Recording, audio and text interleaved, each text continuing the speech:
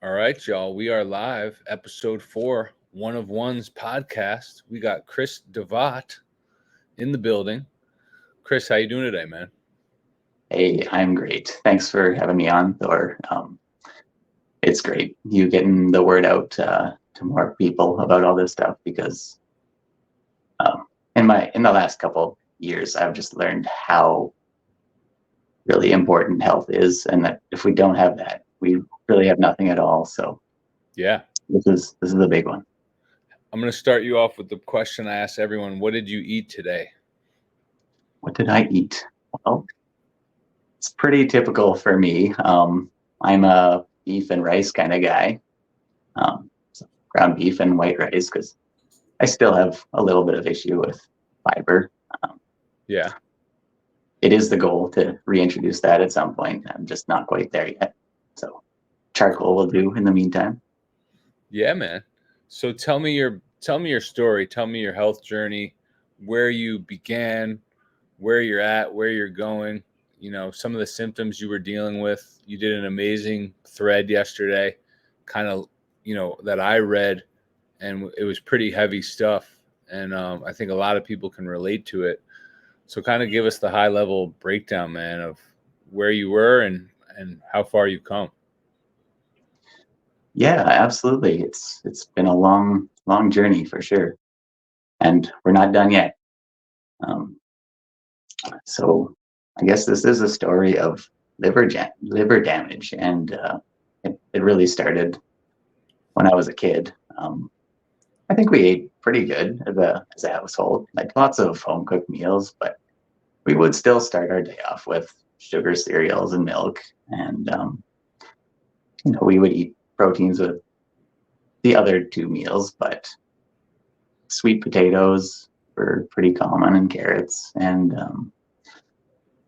uh, yeah, just a lot of good, Standard American diet. maybe a little better than that, like Yeah. not eating fast food and stuff, that's for sure. But these things do add up over time, and so I did put on a little bit of weight as a kid, and that was kind of stressful throughout school, and got bullied, and ended up playing video games more and more just to avoid real life, and added ice cream and high fructose corn syrup. I don't know if they even sell that there, but oof, that stuff's like a real shot right to your liver. Yeah, so the weight kept pouring on until I was like grade 7, grade 8. I was hitting about 220 pounds, and the only real activity I had was playing soccer on weekends and a little bit of practice. So no muscle mass, just 120 or 220 pounds of me. Yeah. So that's when my fitness journey really started, when I was 17.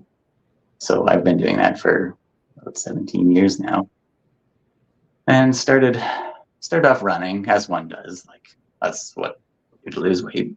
Yeah. A friend got me into boxing and triathlons as well. I also started working a physical job doing carpentry. So yeah, 40 pounds came off pretty quickly throughout that year, and I was feeling better, but still, like, was not super happy with my physique. I ended up getting into weightlifting and got really addicted to that. It's definitely, I think, a sport, my sport, Yeah. and something I'll be sticking with for the rest of my life. I love the challenge of, every week you can kind of see if you've made some progress. Okay, maybe not every week, but there's always more to push for, and it's just fantastic hobby, and it's safe if you do it well.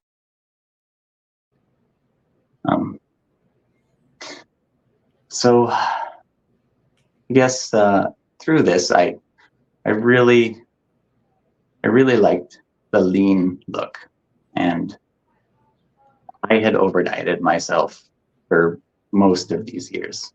Yeah. Um, and because I was constantly starving, I decided to try and fill my stomach somehow. So I found like raw veggies, tons of celery, cabbage, carrots, like coleslaw. Uh, these were staples, just to fill the void in my stomach, and it kind of helps for, say, fixing satiety, but Yeah. it's not what the body wanted. It needed real nutrition and calories, and I just wasn't giving it that. So in addition to that, my protein sources were whey, casein, beef, eggs, probably like 4 eggs a day. And then sweet chili Thai sauce became a staple. And man, that's a real hefty dose of vitamin A every single day, along with all the glyphosate and sulfur and whatever else I was getting in the vegetables. Yeah. So while I looked pretty okay on the outside, just my health was deteriorating, and you could see it. My blood work, like my testosterone was like right at the low end, like 250. Wow. So my physique didn't progress very much in those years, and eventually it just all caught up to me. What I noticed was I was starting to get like dizzy in public spaces, and around smoke. I would be quite sensitive to that.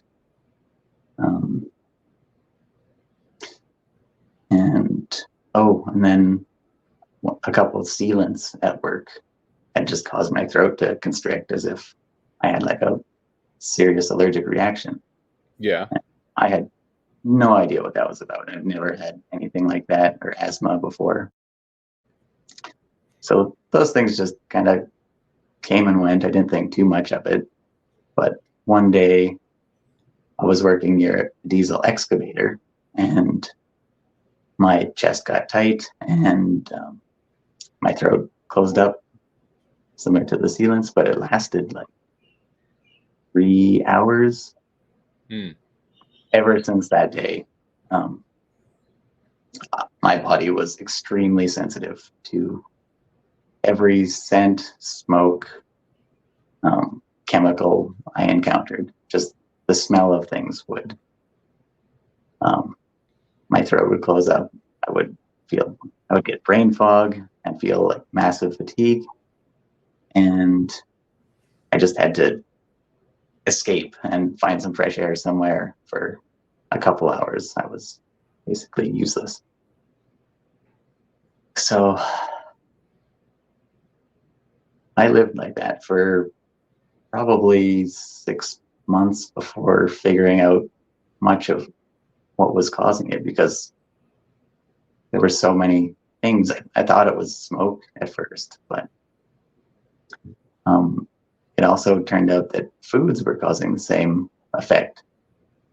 And a friend of the family told us about Sibo, which is small intestinal bacterial overgrowth. Yep. And I'm not sure if you're familiar, but when the cleaning waves in your intestines aren't moving food through properly, you can get a buildup of bacteria, and they produce gas. And there's not supposed to be a lot of bacteria in the small intestines, so it's problematic. And I suppose that gas was triggering the same reaction for my throat. Yeah. So I went to try and treat that with antibiotics, and it provided a little bit of relief. It did work in targeting the Sibo. However, it caused me a whole bunch of nerve pain in my hands and feet, and continued use, the nerve pain would crept up my arm, my shoulder, my chest, face even. And this is kind of where I posted some photos where it looked like I had a stroke, and Wow. this was kind of a permanent thing. Like my left side of my face was a bit drooping. Eye and my mouth. How old were you when that happened? I was 29 at the time, so this was just before COVID happened, and Not the age you're supposed to be having that happen. not really. No. Yeah. I guess I am fortunate that if it ever was going to happen, that during COVID was a good time because everybody else was kind of locked up anyways. Yeah. Anyways, so the antibiotics were just brutal. Nerve pain is not a fun experience, and that wasn't the worst of it, though. Well, first, because it was providing some relief and the breathing problem was really bad, I did try to keep up with it and try and balance like the pain of the nerve pain versus the pain of the breathing problems.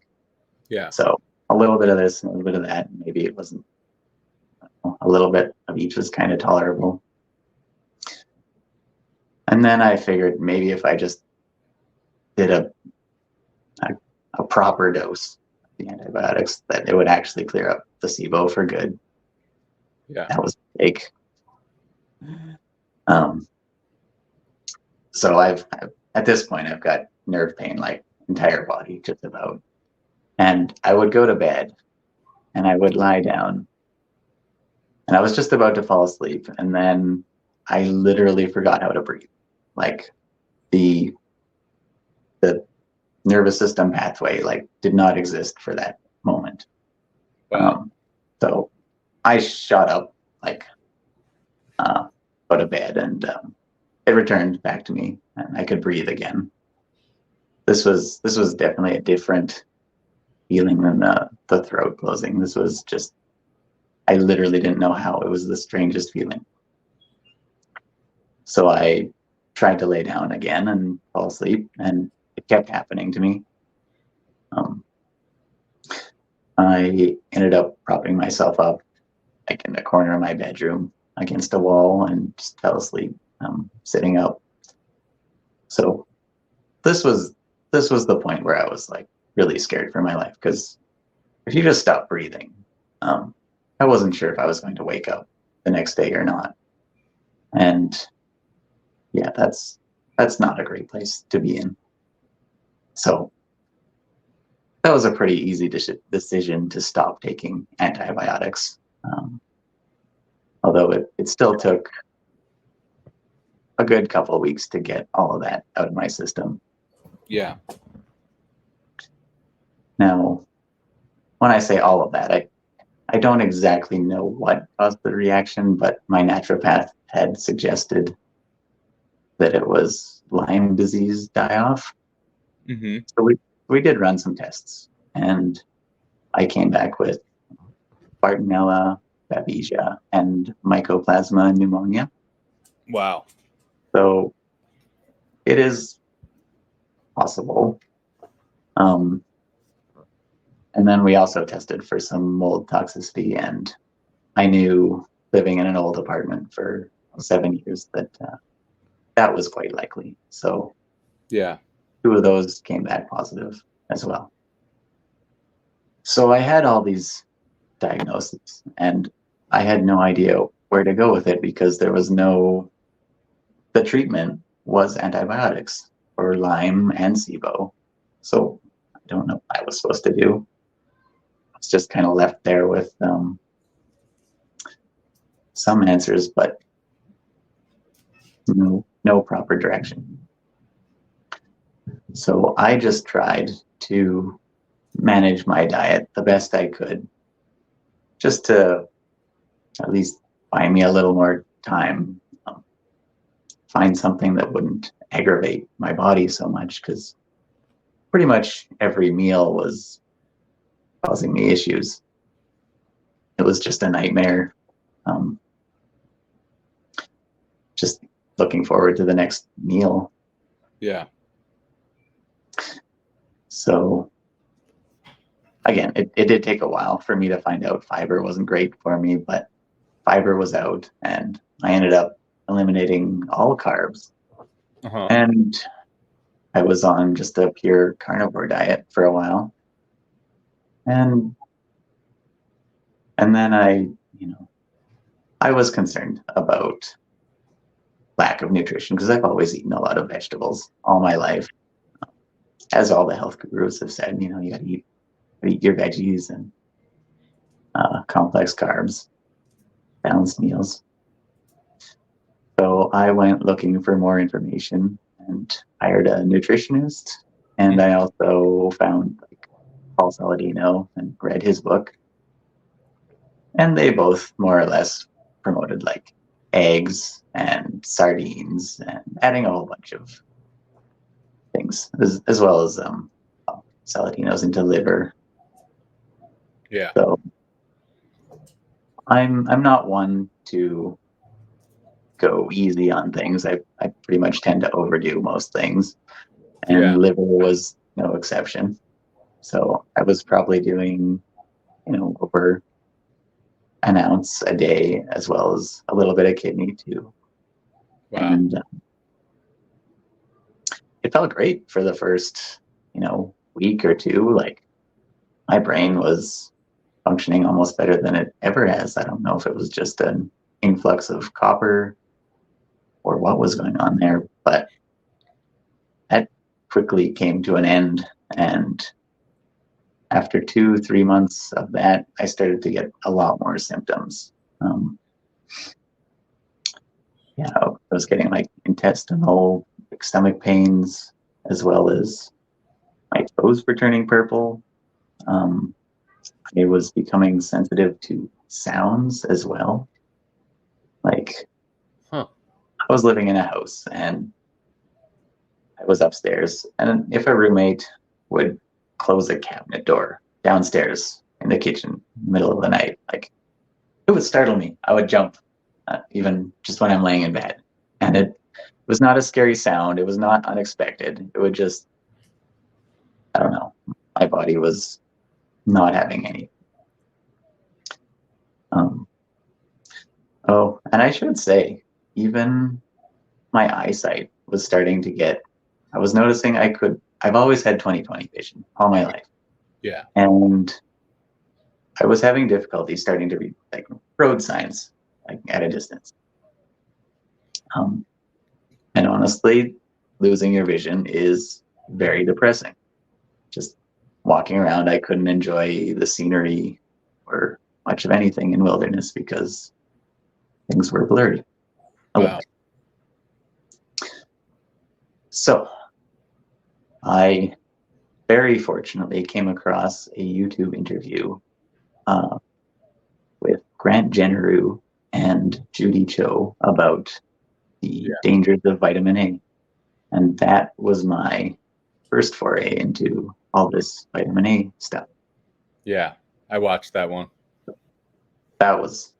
It's pretty much where I send everybody, just as a starting point. Yeah. So I figured I didn't have much to lose, and the addition of vitamin A was definitely making me worse. Mm-hmm. So I thought I would give it a try, and I cut all the vitamin A out of my diet. Just gonna eat beef, and that's it. Maybe some chicken. Yeah. So I did that for a whole year, and all the symptoms that I got while on the nose to tail diet reversed. And then more and more things kept improving over time. Yeah. It was very slow though. You could not notice anything day to day, but when you would look back 1 month, you could say oh, this is a little bit better, and that doesn't suck as much. Um, Mm. so things were heading in the right direction until I couldn't take any potassium either. So Hmm. my only meat was the only thing I was taking. What do you mean? What do you mean by that? Supplement or food or? The supplement.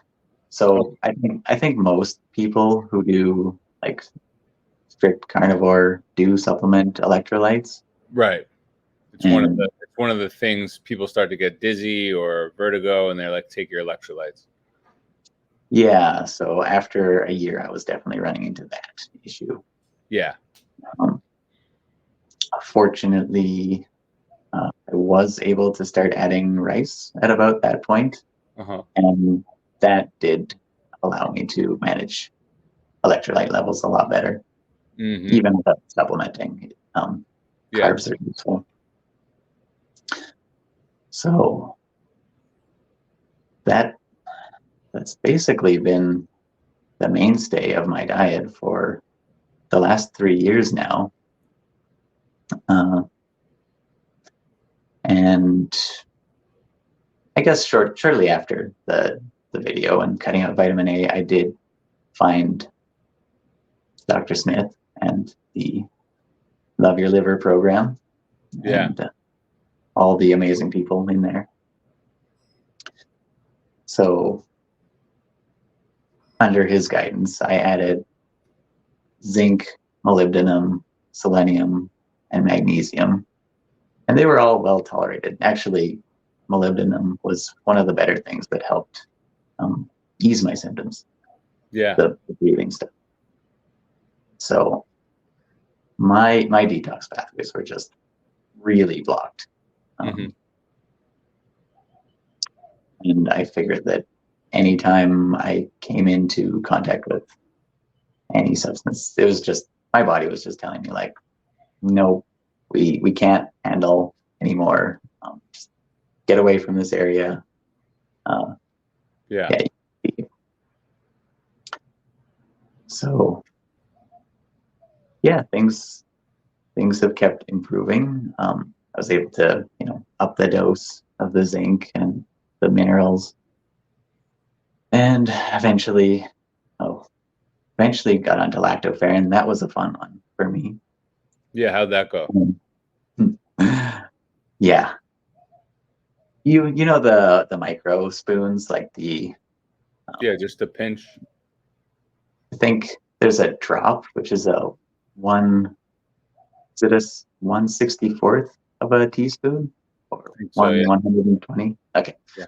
so I took one of those, and then I think I sneezed 50 times that day, and I had so much mucus and stuff coming out of my nose. It was just insane. That put me out for a couple of days.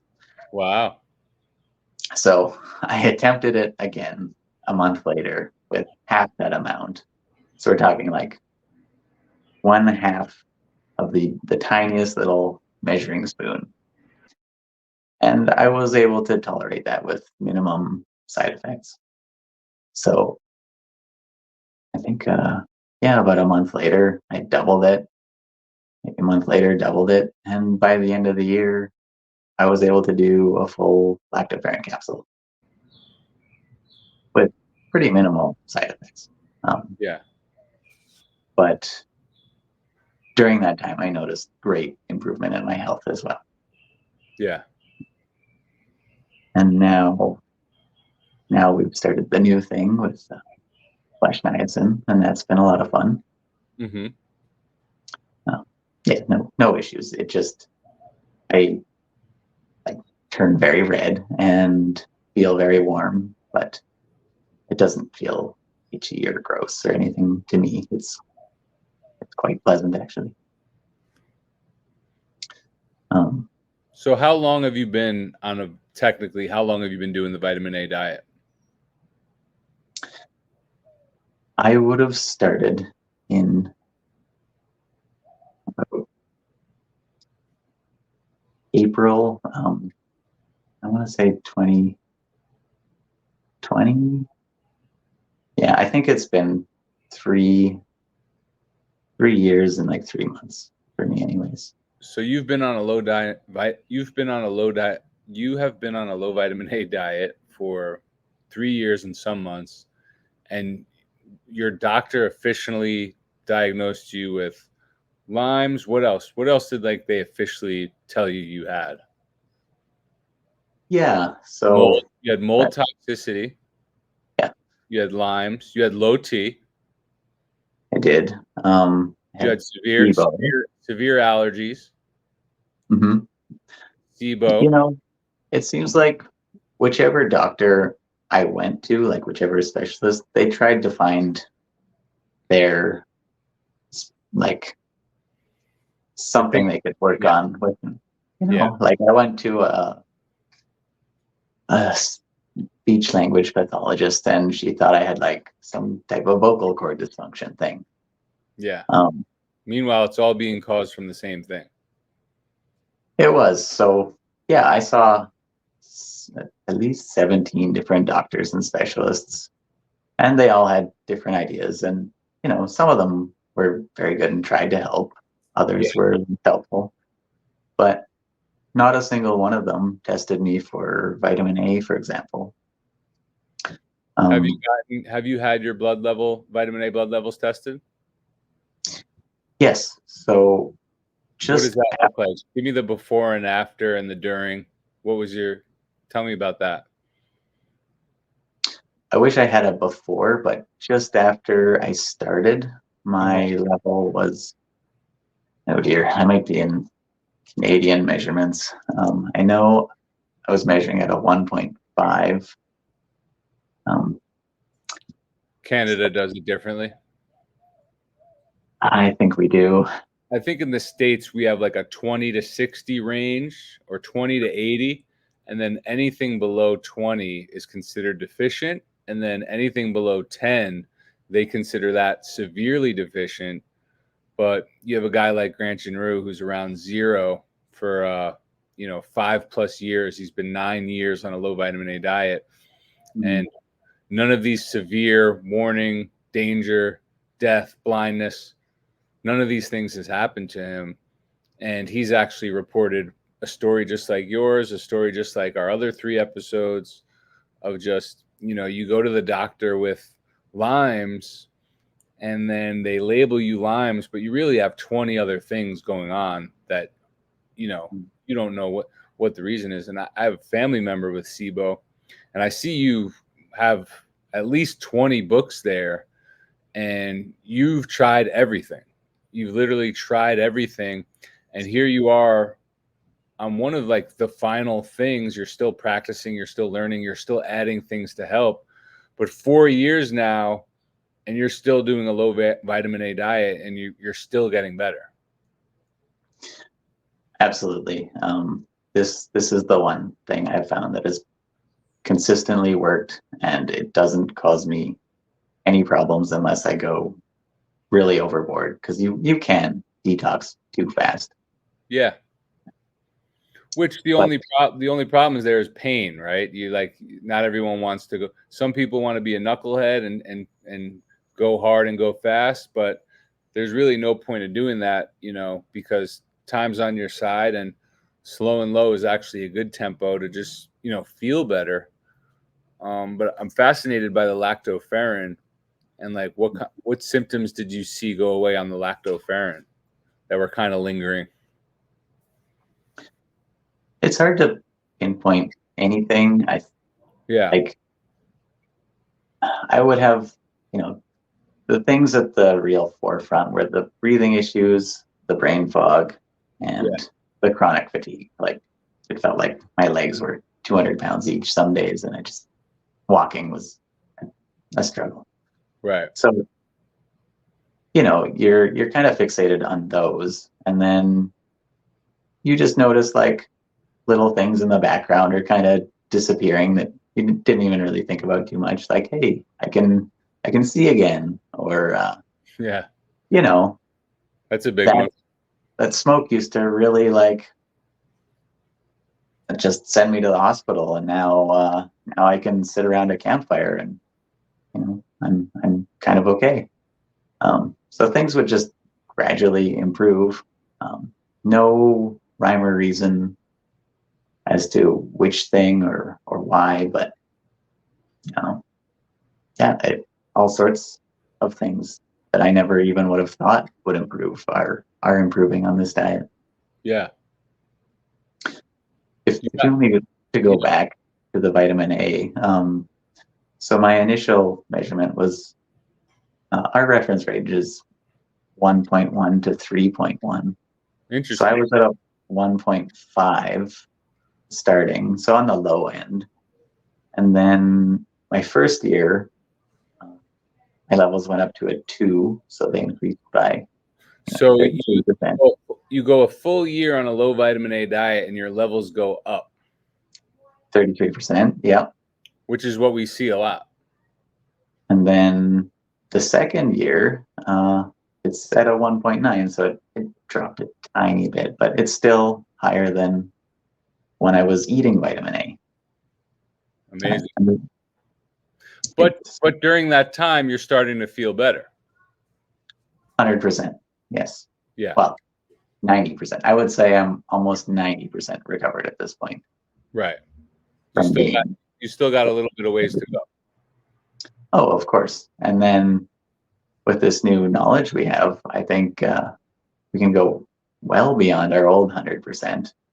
We'll be, it's better always than ever. Better than ever. Yeah, exactly. It's always been a mystery as to what proper good health is supposed to feel like, because we can only know it if we experience it ourselves. Yeah. And most people don't. No. In some ways, I feel better now than I did as a child. Mm-hmm. In some ways, or maybe I just forgot what that feeling felt like. But I remember being in elementary school and feeling those lazy days, or, those middle school, maybe you get a headache or, whatever, or depressed. The studies that Dr. Garrett Smith shows on his YouTube about linking depression to vitamin A toxicity. And then you go look at Accutane horror stories, Accutane survivors. Some of the side effects of Accutane are suicidal thoughts, depression, anxiety. We just had Weldon on the show, episode 3, and he's like, I used to need a drink to go into a room, into a social gathering. And now he's like, I could go up on stage now and talk for 20 minutes, without a care in the world. And, Grant Ginru's book, did you read Poisoning for Profits? I did, yes. I'm sure you did. You got that stack there. One of the things that keeps sticking out to me is when they were doing these deficiency studies that really were toxicity because they used milk casein and pork lard, 2 retinoic acid bombs. One of the symptoms on that list was failure to thrive. The rats had a failure to thrive. And, I didn't have a failure to thrive, but I had to fight, man. I had to force myself to go to the gym. I had to force myself to do that busy work that no one wants to do. And, now I'm just thriving. Now it's like, it's almost like a cheat code for life, and so I'm proud of you, man. I'm happy for you. And how's you train, you still lift weights to this day. And I saw in that thread, as Weldon reports, as I report, as Dr. Garrett Smith reports, as Grant Ginru testimony, I think Grant Ginru is now bench pressing. I don't want to butcher this, but I remember him in his blog saying he benches 265, as a 60-year-old. Do you remember that too? Did you read that? That sounds familiar. He's definitely got me beat. Weldon just tells me he's benching 250. He's 47. There's a lot of guys in their 20s and 30s, who don't have that strength. Me personally, my strength keeps going up, and that's not supposed to happen. I guess in some ways it is as you keep training, but I was plateaued for a while is what I mean. So what have you noticed in the gym since being on a low vitamin A diet? Yeah, well, I was definitely plateaued for a while too. I mean, there's only so much you can do with a testosterone level of like 250. Like, what's your testosterone level now after being on a low vitamin A diet for 3 years? so I'm really looking forward to this year's measurement, but as the last reading was about 560, and so it's more than double. Yeah.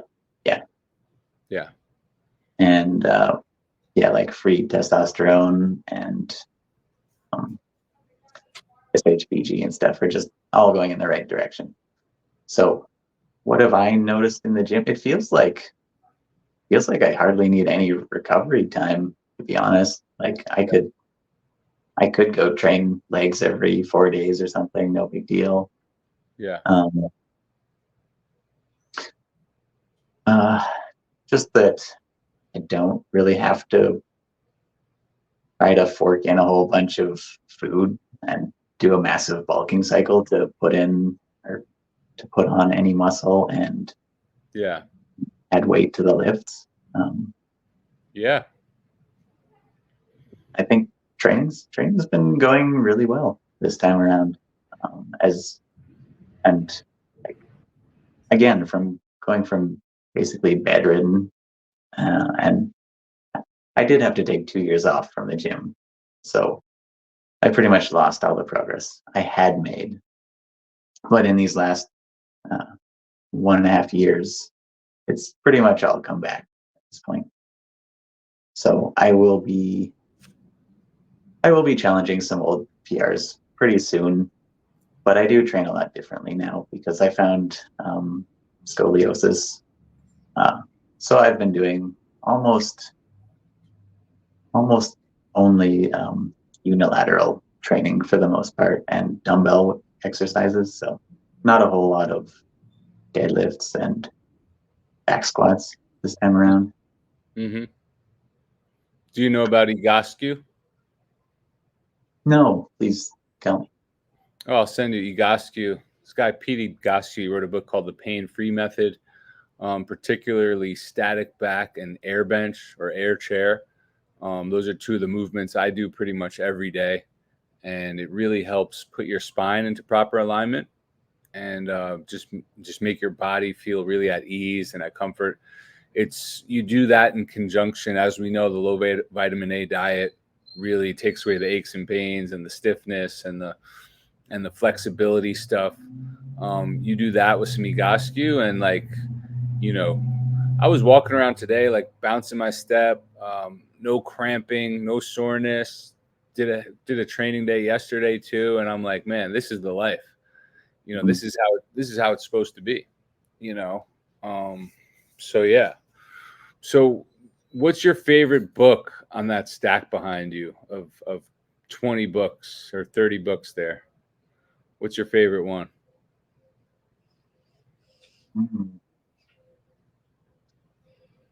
Oh dear. Well, I'm thinking about this. I see you got the carnivore diet, you got dirty genes, you got toxic, you got a bunch of carnivore books. Why we get sick.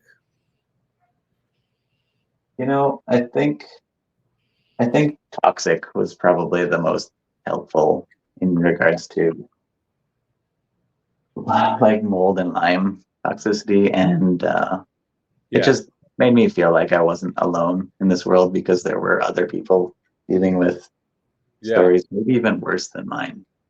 Like they would encounter a scent and just faint, like just fall right on the floor as they pass by somebody. Yeah. Mm-hmm. Where was the mold? How'd you find out about it, and where was it? Oh, it was visibly growing on my window in the apartment. So on your window, in the window sill, around the window? Yeah, older buildings, and it's very wet in the west coast of Canada here. Yeah. So it's always raining and it's not that hot. It's Perfect environment. yeah, yeah. I'm sure a lot of people in Western Canada have mold toxicity and they don't even know it. Yes, and I still don't really know a great remedy for it other than just get away from it. Like move, buy yourself a sauna, and Yeah, just get try away. and sweat that stuff out. Yeah, I just did want to mention that you were talking about Grant and his strength, but he also, I believe he had scoliosis, and he talks about it resolving over time just on his vitamin A diet. I And I believe don't think he does anything specific to work on that. Yeah, yeah. he's been an amazing case study. Yeah. And and he didn't even do all the tips and the tricks and the detox stuff and the things that we know, which probably took him a little bit longer, but just goes to show you and proves that if you let your body be cleaned up, your body is capable of miracles. And it's not about what you add into your body, it's about what you take out. And once you eliminate those toxins, your body is like, okay, now I'm ready to go. Now I can restore, now I can repair. I'm not going to repair all that damage. I'm actually just going to make new cells. And vitamin A toxicity, the biggest damage it does is on stem cells. Stem cells and epithelial tissue. So of course, there's no limit to the destruction. Once you've reached toxicity, once you've reached a saturation point, of course you could get scoliosis. Of course, if it's able to leach calcium from bones and give people osteoporosis, and there's studies on this, of course it could affect your spinal column. And guess what? Your spinal column is connected to your brain, and your spinal column is alive, right? So if your spine is messed up, there's a good chance your brain is messed up. And then we're talking cognitive, we're talking anxiety, we're talking depression. It's it's something that we're super passionate about sharing with people because of all the success stories we're seeing, and not only that, all the pain and disease we're seeing with friends, with family, you know even people just angry on the internet who are kind of still in denial about this. um, Toxins beget toxins, and when people become toxic, that leads them to other toxic behavior, that leads them to other toxic habits. Today I did a tweet showing people that there's a opioid receptor for dairy, right? And that the casein chemical triggers the same receptor, and people can get addicted to it. This is milk drunk, when a Yeah, baby gets milk drunk. And we're seeing people who didn't go a day without cheese, didn't go a day without ice cream or dairy. And once they finally just eliminate dairy, and eggs, they're like, wow, I'm starting to feel better, And then it kind of snowballs, because once you feel better and once you see that it works, you're like, yo, I never want this to stop. Let's keep this going, you know? yeah, and casein is one of the higher like milk products that in retinol too. Yeah. And that was something I always incorporated in my daily whey shakes because you got to have that slow, all day protein. You were doing something that a lot of health nuts like us, I considered myself a health nut, and most people on the outside looking in would tell, you were doing what all of us were doing, is checking all the boxes of what we thought was healthy. So Like, your protein shake, then your vegetables, then your liver, then your this, and then you're taking supplements, so it's even harder on your liver. You mix that with some mold toxicity, and it's just the perfect storm. And this is why I keep saying death by 1,000 cuts, because there's never been a time like this where people have so much variety, and your liver just wants a few basic things, and then your body can do the rest. People keep asking, well, what should I take for this? And what do you think about this? Or what's a good supplement for that? And I'm like, no supplement, just stop taking in the toxins, and then you'll find that A, you're saving money on supplements. B, you're not going to be asking that question anymore. If anything, you're going to be like, what little thing can I add to the mix? Like a little zinc, a little topical magnesium, the selenium, the molybdenum, which is one of the hardest minerals to pronounce, molybdenum, and Molly then B, there you go. Molly B. And then like you're making progress. You're a year, 2 years in. Then you start mixing in a little lactoferrin, and you're like, all right, now I'm even making more progress because you're giving your body this miracle protein. And what's interesting is people say that, oh, you're a hypocrite. Lactoferrin is dairy, but you're doing this minuscule amount. And then when you look into the research of like how it helps your detox pathways, right? Have you looked into the research of lactoferrin? Do you know it well, or are you still getting? Medium. So, yeah, it is quite an amazing fuel. Yeah. But on the topic of like everybody trying to use a product to fix this or fix that,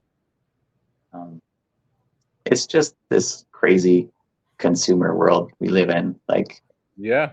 that is not how our body was designed. It's miraculously complex. We have just trillions of cells, and billions of them are turning over every day.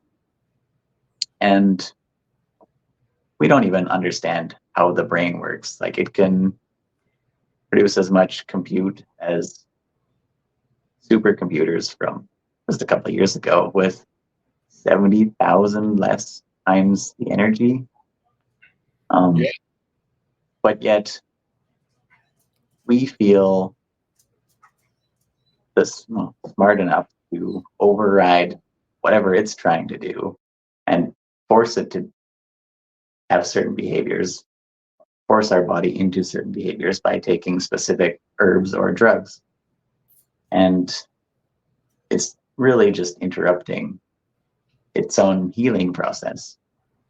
Yeah. What we should be focusing on is just giving it the nutrients it needs and allowing our bodies to heal themselves.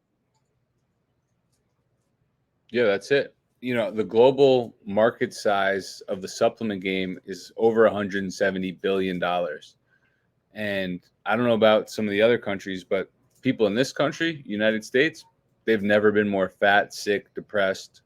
And a lot of health nuts are not drug addicts or alcoholics, but they're supplement junkies, and they're sitting there with a medicine cabinet of just a supplement graveyard filled with 30, 40 different bottles. Some they take every day, some they don't. A lot of people take it every day religiously thinking they're doing the right thing. We find out that vitamin D3, cholecalciferol, is actually the main ingredient inside rat poison, and that it actually kills the rat via hypercalcemia, which is just overload of calcium in the blood. And then you see somebody who's been doing vitamin D3 for a few years and they're stiff as a board, they're achy, their joints aren't, so it's like, and then you see most of the multivitamins have vitamin A in them. A lot of the coloring agents, there's a liquid multi that's very popular with the influencers. That beta carotene orange is how they color it orange. These guys selling liver, you look at the government of Finland. The government of Finland put out a warning to all women and children to not consume liver because of the vitamin A toxicity. I don't think they mentioned the copper toxicity, but they knew. The government's like, don't do this. That's somebody who cares about their people, where here we have influencers and health gurus selling liver to anyone and everyone. In fact, someone forwarded me an email with a organ supplement company telling women that liver is okay to take while they're pregnant, and that is criminal. That's absolutely criminal, because you don't know what level of saturation that woman has. If that woman's already vitamin A toxic, which most people are because everyone's consuming it in a very unreasonable amount, you're looking at birth defects that's not like us where we can spend a year, 2, 3, 4 years reversing this. Birth defects are for life, and if you go into some of these holistic mommy programs, you see that they're starting to have some of these birth defects. And it's just sad and it's unnecessary. And like people have to spread the word like, hey, the liver is where we store toxins. The liver is where the animals store toxins. Just do a quick search. Does the liver store toxins? And you'll see the science says the liver does store toxins. The liver stores toxins to protect you, right? And then we should not be eating that. We should not be making a habit out of it. I remember when I first came across liver in the 2000s, it was like, yeah, do this once a week, if that. And then somehow it became a thing where it's like a daily vitamin, and these gurus and these influencers, they're getting the desiccated liver in bulk for pennies on the dollar. They're putting it in a bottle and selling it for $50, $60, $80 a bottle. They're 10x. Their margins are, I think, more than 10x. Some of these margins on liver sales are insane. They took this worthless detox, poisonous thing, and are not only are they selling it, they're marking it up and putting a bow around it. And it's part of the problem, man. You mix that in with the raw milk and the eggs, and people are just bombing themselves every day with a fat-soluble poison, vitamin A, retinol. It's really an alcohol, and you can't call it a vitamin. You just can't. We gotta revisit the entire word vitamin, because it's not that. It's because it's doing way more harm than it is doing people good. And you're proof of that. Grant's proof of that. Dr. Garrett Smith is proof of that. There's over 200 people in the Love Your Liver program that are proof of that. There's over 200 people in my community, one of ones, who are proving it every day, and they're not spending thousands on supplements. They're not spending thousands on. How many different doctors do we go to for different opinions? And I think you made a great point where it's like, this doctor was bringing up this problem, and that doctor, it's like whatever that doctor fancies or whatever he or she is a specialist at, and it's really, you go to some of the traditional Chinese medicine, they're the ones kind of talking about the liver. They're the ones really talking about the liver. And if you look around Asia and Asians, they were never big dairy people. What are they? They're big rice, they're big meat. They might do some of the veggies, but traditionally it wasn't like the high carotenoid veggies, so it's I'm really happy for you, man, and I'm really proud of you. And it's like, keep going, man, keep going, because you're still seeing 3 years in, you're still seeing good results, right? Oh, absolutely. I think there's many more to come yet. And I appreciate that, and I'll be keeping everybody updated as we move forward here. Yeah, on the vitamin A as an alcohol, that was one of the first things that shocked me. Like, the birth defects caught my eye. It's like, oh, you're not supposed to take this when you're pregnant. Sounds oddly familiar. So I really went diving down the rabbit hole of, I looked at all the symptoms of hypervitaminosis A and compared them with chronic alcoholism. And it was about a 95% match. And Wow. then you learn that both ethanol and retinol are metabolized through ADH and ALDH, or detox. They go through the exact same detox pathway. It is scary. I never thought I would be an alcoholic. I haven't drank since for the last 10 years, probably. Yeah. But still, my liver got messed up all the same.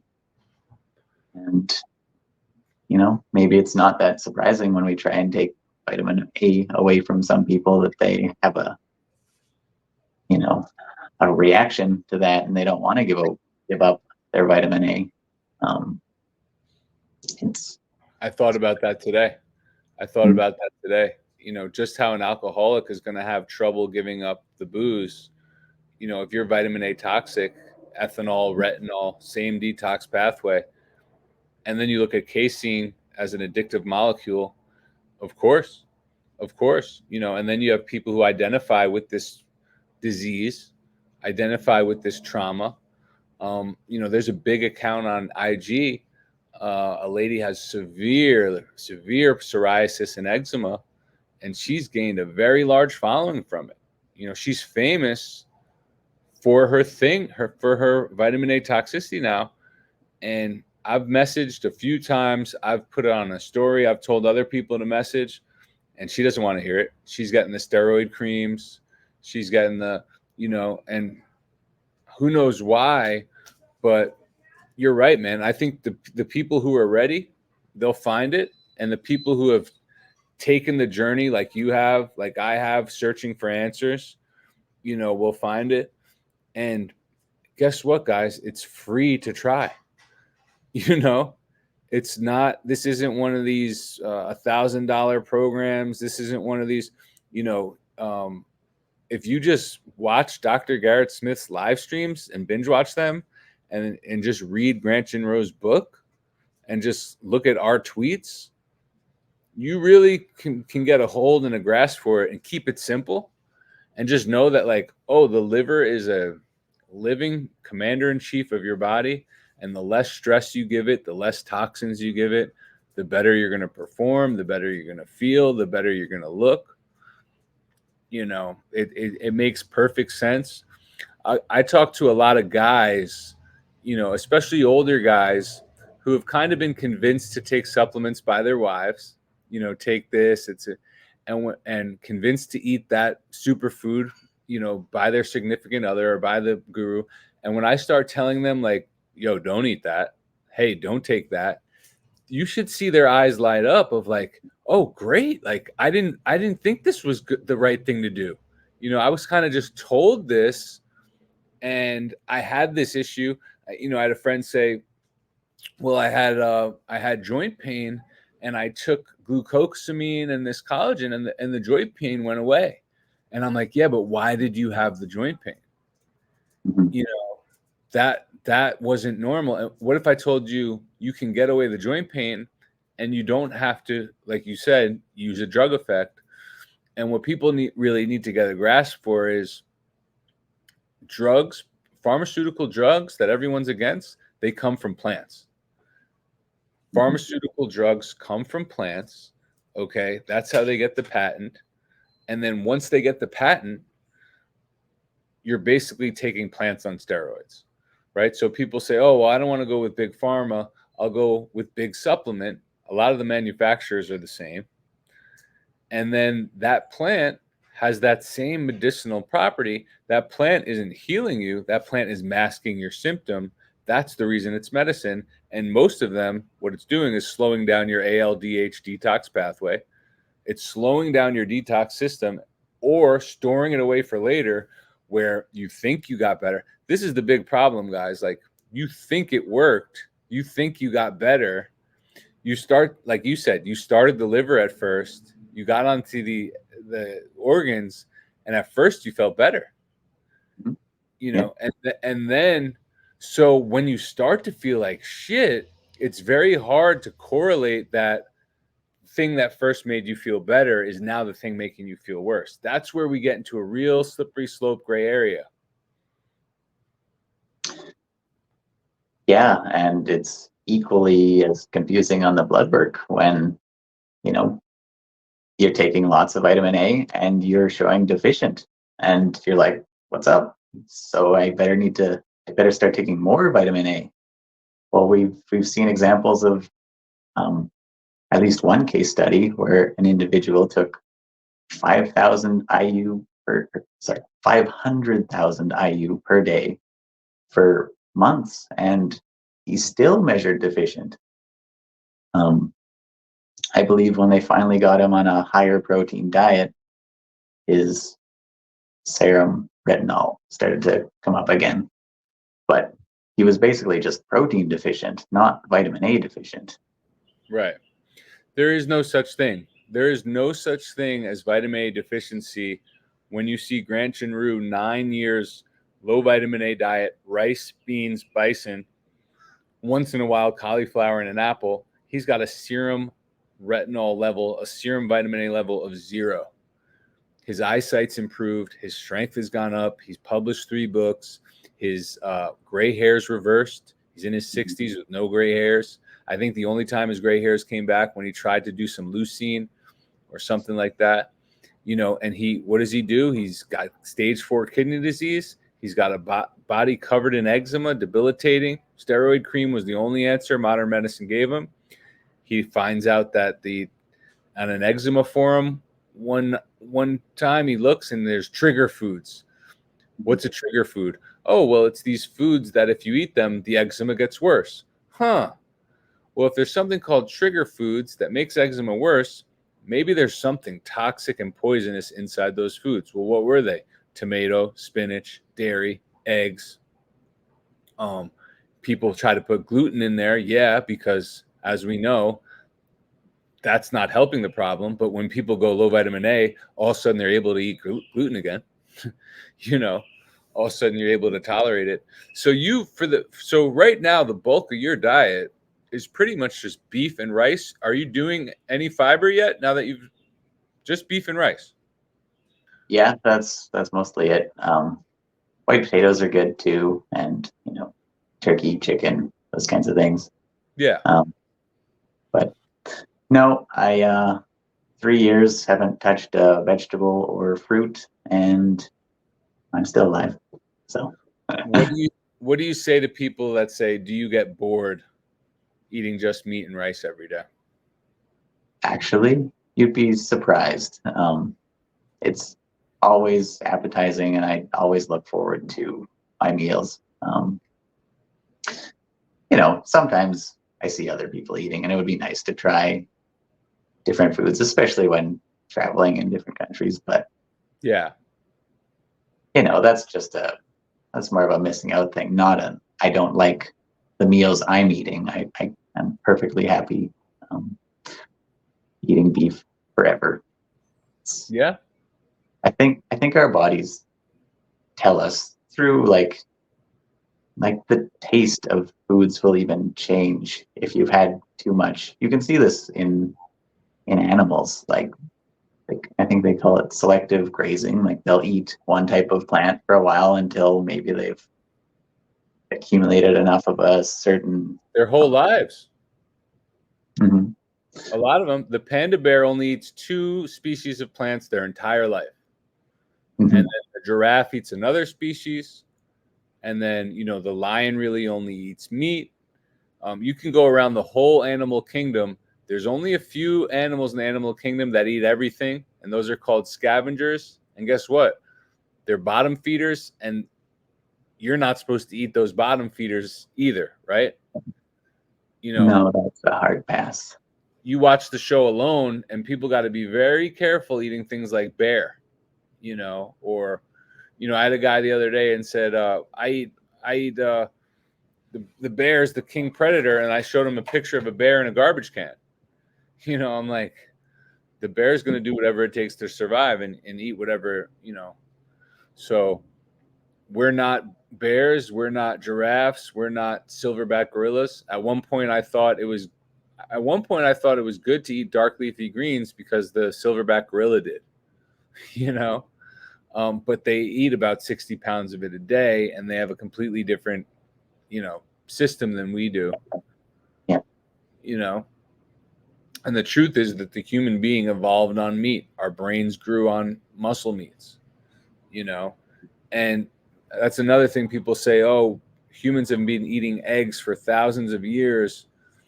But if you really look back hundreds of thousands of years, never were we consuming this much vitamin A, and never were we consuming this many eggs. The wild hen in nature lays 10 to 15 eggs a year.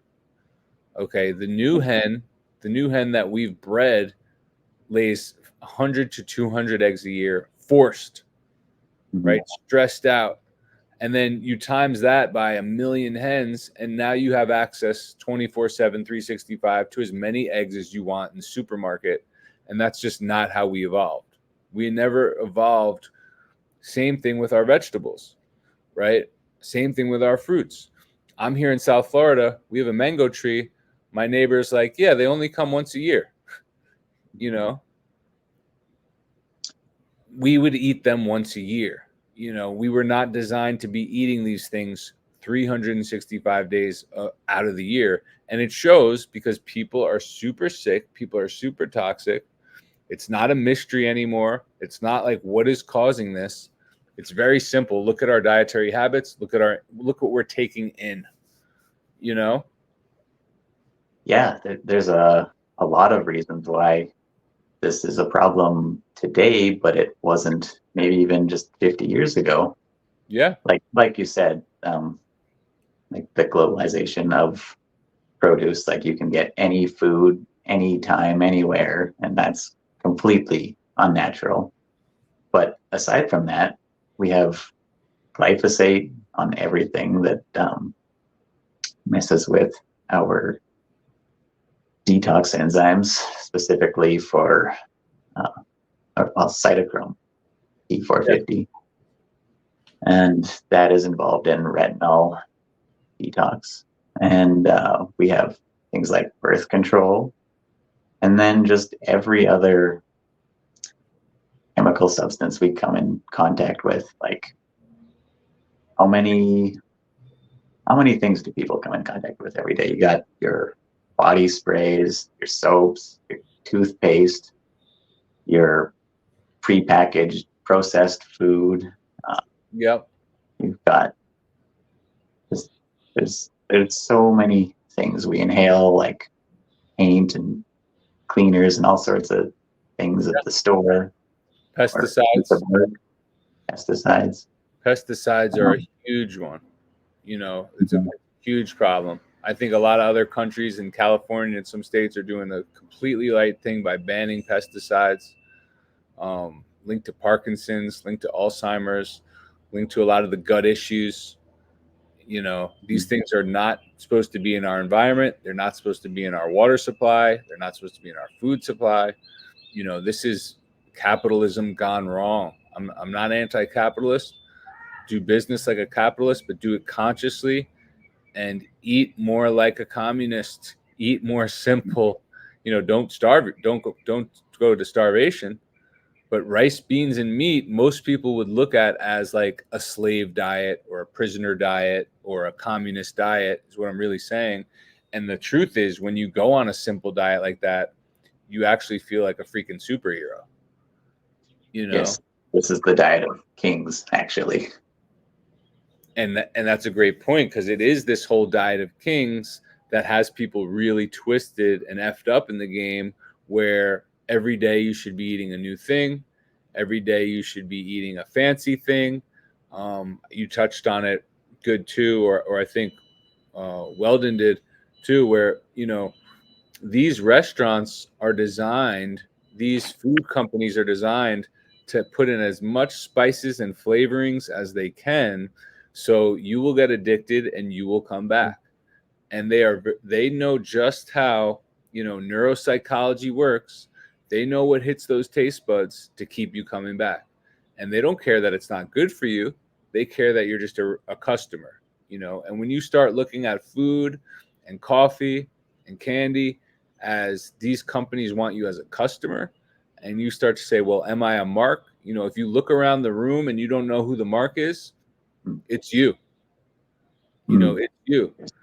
And if you are a good customer and buying every little thing that they say, it's you. You know, and you got to revisit that conversation. And listen, if you're doing good and you're not toxic and you're, you know, feeling fine, if it doesn't apply, let it fly. But if you're not feeling fine, which is majority of, you know, more than half of humans in the West right now are not feeling fine, it's time to revisit this whole conversation, take a close look at what you're buying, what you're eating, what your health guru is telling you to buy. It's very easy to get a funded study to list a bunch of benefits, especially if they're short-term benefits, right? Mm-hmm. So yeah, man. All right, we're about an hour and 10 in. Is there anything else that you want to tell the world and share with us, our small group of pioneers right now who are feeling amazing with low vitamin A diet? Yeah, what an incredible group. I thought it would be fun to chat a little bit about the current interpretation of fat and its purpose, because it just doesn't make a lot of sense in current thought as a solely tissue used for energy storage. Like, first of all, if it was solely for energy storage, why would having more of it be correlated with all these different diseases? Like, you should be at peak performance if you just have extra energy, right? You should just be running around, but no, people feel lethargic and crappy. And it's not just because of the added weight. Like, if you were to wear a backpack or go weightlifting, you're not going to get diabetes or depression or atherosclerosis. It's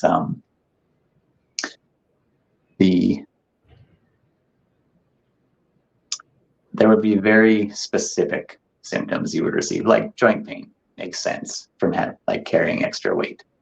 Yeah. So I just want to say that doesn't make a lot of sense to begin with.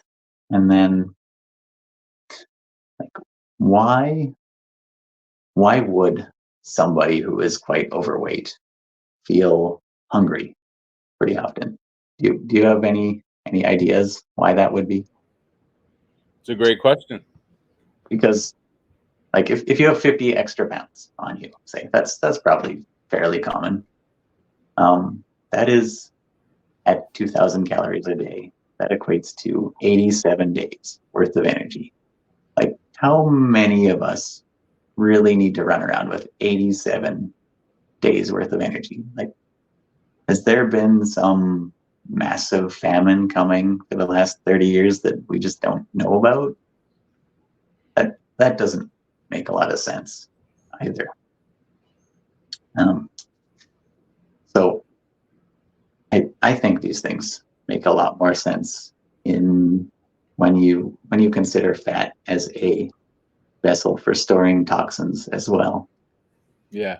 And if you look at some of the things you can find in human fat cells, it is all the toxins we talked about, same like what you find in the liver, from heavy metals to pharmaceuticals to fat-soluble vitamins.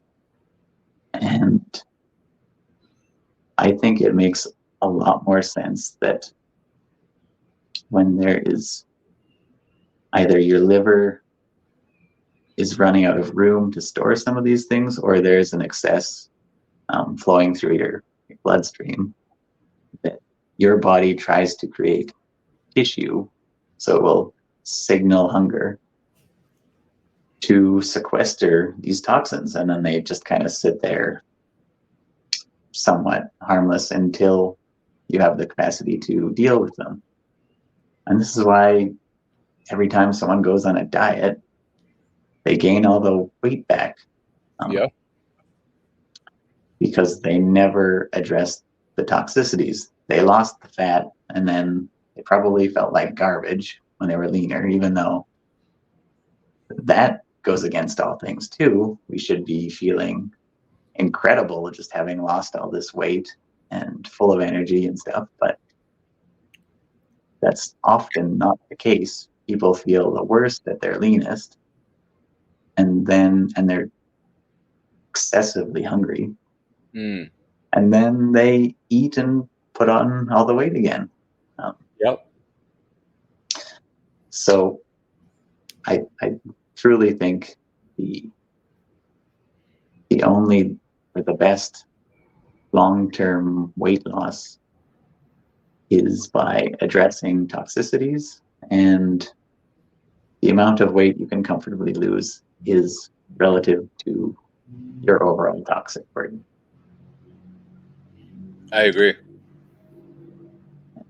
I definitely, yeah, I have found that to be the case in my scenario. Like I said, I've been trying to diet for 17 years, and I was always fighting my body, trying to keep the fat off, but that just caused massive harm throughout my body, apparently, because look where I ended up after doing that for so long. And it just wasn't fun either. Eventually you will lose that game. So instead of trying to fight your body on fat, I now just allow it to come and go as my body wants, and I'll eat till I'm full. Like I don't have to diet anymore. But the more I get rid of all these toxins, the less fat my body just wants to hang on to, and it's natural, and I can be lean without programmed cardio and counting calories, because that's not what life's about. It's not. People ask me, do you count calories? Do you do this? Do you do that? And I'm like, you don't have to. And it actually, you bring up a great point, is it's like, if you're purposely trying to cut fat while at the same time intaking a bunch of toxins like vitamin A, like if you have a high vitamin A diet and you're cutting, now where's the storage system? Yeah, you don't have it. You're just throwing all those toxins directly into your bloodstream, and they are touching every organ, every little part of your body, and causing damage in some sense. So definitely wouldn't recommend that. And then the genes are how it is expressed, where it shows up. For you, it might be dry eyes. For another guy, it might be dry skin. For another person, it could be diabetes. For another person, it could be in their lungs as asthma. For another person, it could be in their myelin nerves as multiple sclerosis, MS. For another person, it could be psoriasis and their epidermis epithelial tissue. It's a and that's where it gets confusing, man. So tell me, where can people find you online? What's your deal? And let's send them there. Yeah, thanks, Thor. You can find me. I'm pretty much exclusively on X or Twitter right now, and my handle is unmodded_human. Cool. And yeah, maybe I'll start up an Instagram or something at some point, but you can just look me up as Chris DeVocht. We'll put your link in the thing here. Everybody, please like, comment, subscribe, especially comment, get the algorithm going. You never know who you could help out by showing us this channel, showing people the Love Your Liver program, showing people the One of Ones community, showing people Grant Ginru's Poisoning for Profits book. You want to help someone out who's going through it, you can point them in the right direction and show them that a lot of people are getting results and are becoming very successful eliminating this toxin from their lives. So like, comment, subscribe. Thanks again, Chris, man. So happy for you, man. And can't wait to talk to you maybe 3, 6, a few months down the line and continue to pile on the success stories, brother. Yeah, would love to. Thank you so much, everybody. Peace out, y'all. Till next time.